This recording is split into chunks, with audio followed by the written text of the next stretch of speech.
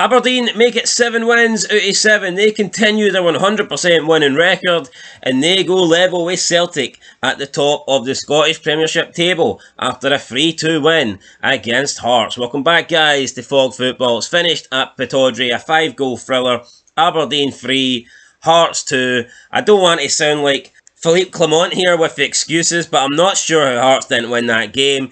You look at the expected goal ratio, Hearts had like 2.32, Aberdeen had 0.67. I mean, I'm not saying the expected goal ratio means everything, I'm not even saying it means anything, but Hearts were the better team in that game. Hearts had the better chances. Hearts should have, in my opinion, done enough to win that. But Aberdeen, to be fair to them, did come back into the game, especially late on, although they were relying on George Grant to get sent off with 15 minutes to go. Would Aberdeen have won it without that red card?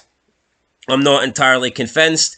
But yeah, Aberdeen go level with Celtic. Hearts stay at the bottom of the table. I was kind of thinking Hearts would win the day. I thought, you know, that win again in Europe, that would push Hearts on, and I think Hearts played good. I mean, I'm not going to sit here and say that, you know, they were crap or anything like that. We've definitely seen improvements since Stephen Naismith went, and today is probably the best we've seen Hearts play this season.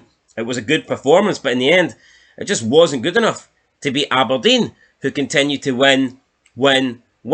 And yeah, they're only doing it by the odd goal. Sooner or later, they're going to drop points, you feel, because they're not putting teams away, but they're getting the job done. They're getting the victories, just like Celtic did earlier. You can't win every game by 2, 3, 4 goals, and Aberdeen didn't need to beat Hearts today by 2 or 3 or 4 goals. All they had to do was make sure they got over the line, get the 3 points, and that's exactly what they done. Goals for Keskiken, Devlin, and Palfersa getting Aberdeen the 3 points. Kent and Spittle scored for Aberdeen. George Grant, like I said, got sent off. I'm not quite sure how Shankland didn't get sent off. But yeah, Hearts were behind, then went 2-1 in front and couldn't even hold on to the lead for that long before Devlin equalised. Just feel like it was a missed opportunity for Hearts. A win today would have taken Hearts, I believe, into 10th place or at least 11th. And, you know, it wasn't to be. Aberdeen get the victory. They now move 8 points in front of Rangers and Motherwell. They move 9 points in front of their new firm rivals, Dundee United. So this is massive for Aberdeen, especially heading into the winter break, and they're level with Celtic. 7 wins out of 7. Something's got to give, and I can't wait for Celtic Aberdeen. What a game that is going to be. But yeah, only a match reaction here. I'm not going to review the whole thing. We'll talk more about this later on tonight in the SPFL review show, but yeah, Aberdeen winning, putting the pressure on, keeping Celtic honest. Hearts at the bottom of the table. 2 points out of a possible 24. 19 points behind Aberdeen. What is happening here? And we've played a game more. Hearts have played a game more. If Aberdeen win their next game, or even if Celtic win their next, whoever wins next between Celtic and Aberdeen will be 22 points ahead of Hearts after only 8 games. That is absolutely mental. Doesn't sound right, but it is right. Just look at the table, look at the facts, and it'll tell you that's how bad Hearts have been. So yeah, Hearts the only team not to pick up a win so far this season.